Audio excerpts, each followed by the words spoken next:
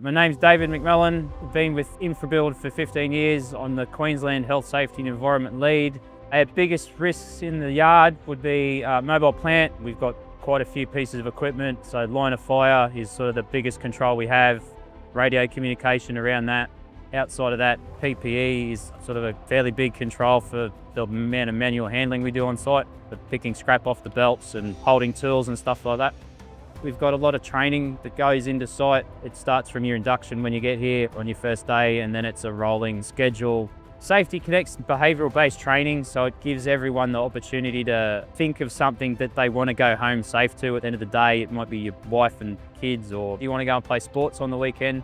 What have I got to do at work on a day-to-day basis to make sure I go home?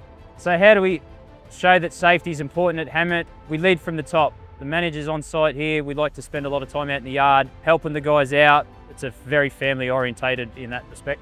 What I like most about this role is the opportunity to be able to shape someone's understanding of safety. A lot of people think safety is just there to make your life hard.